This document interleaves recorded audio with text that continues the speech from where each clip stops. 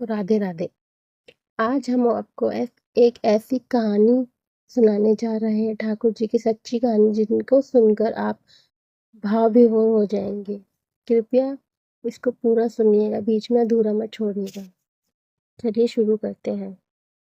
कमल किशोर सोने और हीरे के जवाहरात बनाने और बेचने का काम करता था। उसकी दुकान से बने हुए गहने दूर दूर तक मशहूर थे।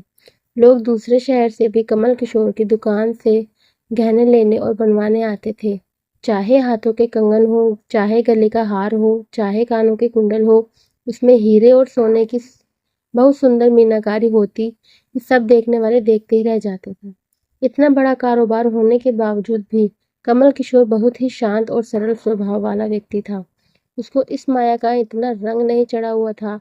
एक दिन उसका कोई मित्र उसकी दुकान पर आया, जो कि अपनी पत्नी सहित वृंदावन धाम से होकर वापस आ रहा था। तो उस मित्र ने सोचा कि चलो थोड़ा सा प्रसाद अपने मित्र कमल किशोर को भी देता चलो। उसकी दुकान पर जब वह पहुंचा, तब कमल किशोर का एक कारीगर एक सोने और हीरे जड़ित बहुत सुंदर हार बनाकर कमल किशोर को देने के लिए आया था। कमल किशोर उस हार को देख ही रहा था कि उसका मित्र उसकी दुकान पर पहुंचा। कमल किशोर का मित्र अपने साथ वृंदावन से बहुत सुंदर एक लड्डू गोपाल जी का स्वरूप, जो अत्यंत ही मनमोहक था, साथ लेकर आया था।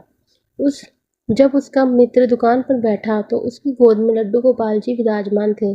कमल किशोर लड्डू गोपाल जी के मनमोहक रूप सौंदर्य को देखकर अत्यंत आनंदित हुआ। उसने अपने हाथ में पकड़ा हुआ हार उस लड्डू गोपाल के गले में पहना दिया और अपने मित्र को कहने लगा कि देखो देखो तो सही, इस हार की शोभा लड्डू गोपाल के गले में पड़ने से कितनी बढ़ गई है।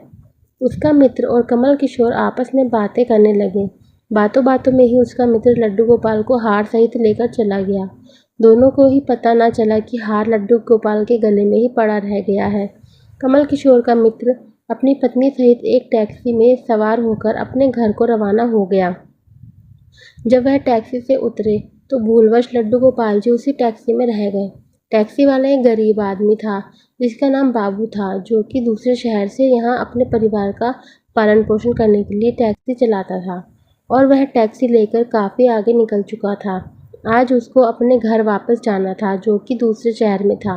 जब टैक्सी लेकर बाबू अपने घर पहुंचा तो उसने जब अपनी टैक्सी की पिछली सीट पर देखा तो उसका ध्यान लड्डू गोपाल जी पर पड़ा, जो कि बड़े शाही तरीके से पिछली सीट पर गले में हार धारण करके सुंदर सी पोशाक पहनकर हाथ में बांसुरी पकड़े और हुए पसर कर बैठे हुए हैं।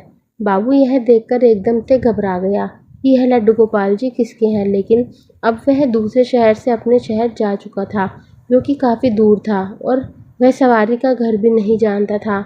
तो वह दुविधा में पड़ गया कि वह क्या करे। लेकिन फिर उसने बड़ी श्रद्धा से हाथ धोकर लड्डू गोपाल जी को उठाया और अपने घर के अंदर ले गया।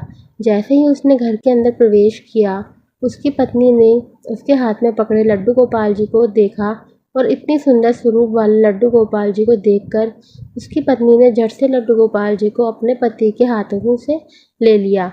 उसकी पत्नी, जिसको 8 साल शादी के हो चुके थे, उसके अभी तक कोई संतान नहीं थी, लेकिन गोपाल जी को हाथ में लेते ही उसका वात्सल्य भाव जाग उठा। उसकी ममताई और करुणामयी आंखें झर झर कर बहने लगी। ममतावश और वात्सल्य भाव के कारण ठाकुर जी को गोद में उठाते ही उसको ऐसे लगा उसने किसी अपने ही बच्चे को गोद में उठाया हुआ है। उसके स्तनों से अपने आप दूध निकलने लगा। अपनी ऐसी दशा देखकर बाबू की पत्नी मालती बहुत हैरान हुए। उसने कसकर गोपाल जी को अपने सीने से लगा लिया और आंखों में आंसू बहाती बोलने लगी, अरे बाबू, तुम नहीं जानते कि आज तुम मेरे लिए कितना अमूल्य रत्न लेकर आए हो। बाबू कुछ समझ नहीं पा रहा था कि मेरी पत्नी को अचानक से क्या हो गया है, लेकिन उसकी पत्नी तो जैसे बावरी सी हो गई थी। वह गोपाल जी को जल्दी जल्दी अंदर ले गई और उससे बातें करने लगी, अरे लाला, इतनी दूर से आए हो, तुम्हें भूख लगी होगी। और उसने जल्दी जल्दी मधु से और घी से बनी चूरी बनाकर और गर्म दूध करके ठाकुर जी को भोग लगाया। और उधर कमल किशोर ने जब अपनी दुकान पर हार को ना देखा तो उसको याद आया कि हार तो ठाकुर जी के गले में ही रह गया है। तो उसने अपने मित्र को संदेश भेजा। मित्र ने आगे से जवाब दिया, अरे मित्र, वह माखन चोर और चोर हार सहित खुद ही चोरी हो गया है। मैं तो खुद इतना परेशान हूँ। कमल किशोर अब थोड़ा सा परेशान हो गया कि इतना कीमती हार ना जाने कहाँ चला गया। मुझे तो लाखों का नुकसान हो गया। लेकिन फिर भी अपने सरल स्वभाव के कारण उसने अपने मित्र को कुछ नहीं कहा और उसने अपने मन में सोचा कि कोई बात नहीं, मेरा हार तो ठाकुर जी के ही अंग में लगा हुआ है। अगर मेरी भावना सच्ची है तो ठाकुर जी उसको पहने रखे। और उधर बाबू और उसकी पत्नी मालती दिन रात ठाकुर जी की सेवा करते।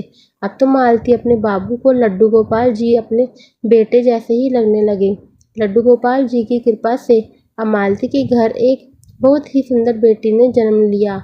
इन सब बातों का श्रेय वह लड्डू गोपाल जी को देते कि यह हमारा बेटा है और हमारी बेटी हुई है। अब हमारा परिवार पूरा हो गया। मालती लड्डू गोपाल जी को इतना स्नेह करती थी कि रात को उठ उठ कर देखने जाती थी कि लड्डू गोपाल जी को कोई कष्ट तो नहीं है। ऐसे ही एक दिन कमल किशोर व्यापार के सिलसिले में दूसरे शहर आना पड़ा जहाँ पर बाबू रहता था। लेकिन दुर्भाग्यवश जब वो उस शहर में पहुंचा तो अचानक से इतनी बारिश शुरू हो गई कि कमल किशोर को जहाँ पहुंचना था वहाँ पहुंच ना सका। और तब वहाँ बाबू अपनी टैक्सी लेकर आ गया और उसने परेशान कमल किशोर को पूछा, बाबूजी आप कहाँ यहाँ क्यों खड़े हो? बारिश तो रुकने वाली नहीं और सारे शहर में पानी भरा हुआ है।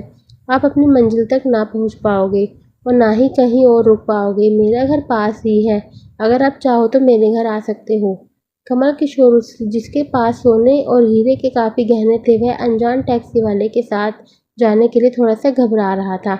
लेकिन उसके पास और कोई चारा भी नहीं था और वह बाबू के घर उसके साथ टैक्सी में बैठकर चला गया। घर पहुंचते ही बाबू ने मालती को आवाज़ दी कि आज हमारे घर मेहमान आए हैं, उनके लिए खाना बनाओ। कमल किशोर ने देखा कि बाबू का घर एक बहुत छोटा सा लेकिन व्यवस्थित ढंग से सजा हुआ है। घर में अजीब तरह की इत्र की खुशबू आ रही है जो कि उसके हृदय को आनंदित कर रही थी। जब मालती ने उनको भोजन परोसा तो कमल किशोर को उसमें अमृत जैसा स्वाद आया। उसका ध्यान बार बार उस दिशा की तरफ जा रहा था जहाँ पर ठाकुर जी विराजमान थे। वहाँ से उसको एक अजीब तरह का प्रकाश नजर आ रहा था। तो हार कर कमल किशोर ने बाबू से पूछा कि अगर आपको कोई ऐतराज ना हो तो क्या आप बता सकते हो कि उस दिशा में क्या रखा है? मेरा ध्यान उसी की तरफ आकर्षित हो रहा है। तो बाबू ने और मालती ने एक दूसरे की तरफ मुस्कुराते हुए कहा कि वहाँ पर तो हमारे घर के सबसे अहम सदस्य लड्डू गोपाल जी विराजमान है। तो कमल किशोर ने कहा, क्या मैं उनके दर्शन कर सकता हूँ?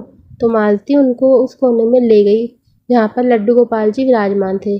कमल किशोर लड्डू गोपाल जी को और उनके गले में पड़े हार को देखकर एकदम हैरान हो गया। यह तो वही लड्डू गोपाल है और यह वही हार है जो मैंने अपने मित्र के लड्डू गोपाल जी को डाला था। कमल किशोर ने बड़ी विनम्रता से पूछा, यह गोपाल जी तुम कहाँ से लाए? बाबू, जिसके मन में कोई छल कपट नहीं था, उसने कमल किशोर को सारी बात बता दी कि कैसे उसको सौभाग्य से गोपाल जी मिले और उनके हमारे घर आने से हमारा दुर्भाग्य सौभाग्य में बदल गया। तो कमल किशोर ने कहा, क्या तुम जानते हो कि जो हार ठाकुर जी के गले में पड़ा है उसकी कीमत क्या है? तो बाबू और मालती ने बड़ी विनम्रता से हाथ जोड़कर कहा कि जो चीज़ हमारे लड्डू गोपाल जी के अंगे लग गई, हम उसका मूल्य नहीं जानना चाहते और हमारे लाला के सामने किसी हार का कोई मोल नहीं है। तो कमल किशोर एकदम से चुप हो गया। वो उसने मन में सोचा कि चलो अच्छा है, मेरा हार ठाकुर जी के ने अपने अंग लगाया हुआ है। अगले दिन जब वह चलने को तैयार हुआ और बाबू उनको टैक्सी में लेकर उनके मंजिल तक पहुंचाने गया, जब कमल किशोर टैक्सी से उतरा और जाने लगा तभी बाबू ने उनको आवाज़ लगाई कि जरा रुको, यह आपका कोई सामान हमारी टैक्सी में रह गया है। लेकिन कमल किशोर ने कहा, मैंने तो वहाँ कुछ नहीं रखा। लेकिन बाबू ने कहा कि यह बैग तो आपका ही है। जब कमल किशोर ने उसको खोलकर देखा तो उसमें बहुत सारे पैसे थे। कमल किशोर एकदम से हक्का बक्का रह गया कि यह तो इतने पैसे हैं जितनी कि उस हार की कीमत है। उनकी आंखों से आंसू आ गए, जब तक मैंने निश्चल भाव से ठाकुर जी को वह हार धारण करवाया हुआ था तब तक उन्होंने पहने रखा।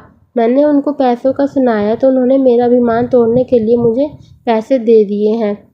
वह ठाकुर जी से क्षमा मांगने लगा और लेकिन अब हो भी क्या सकता था। इसलिए हमारे अंदर ऐसे भाव होने चाहिए कि उसमें अहंकार ना हो, विनम्रता होनी चाहिए और ठाकुर जी जैसा चाहते हैं वैसा ही होता है। हम तो निमित्त मात्र हैं। कौन ठाकुर जी को वृंदावन से लाया और किसके घर आकर वह विराजमान हुए, यह सब ठाकुर जी की ही लीला है। जिसके घर रहना है, जिसके घर सेवा लेनी है, यह सभी जानते हैं। हम तो लोग तो निमित्त मात्र हैं, बस हमारे भाव शुद्ध होने चाहिए। ठाकुर जी तो बड़े बड़े पकवान नहीं, बल्कि भाव से खिलाई छोटी से छोटी चीज़ को भी ग्रहण कर लेते हैं। बोलिए लड्डू गोपाल की जय। जय जय श्री राधे। आपको हमारी कहानी कैसी लगी कृपया कमेंट करके ज़रूर बताइए। हमारे चैनल अगर आप नए हैं तो हमारे चैनल को ज़रूर सब्सक्राइब कीजिएगा, लाइक कीजिएगा तथा शेयर कीजिएगा। सभी को राधे राधे।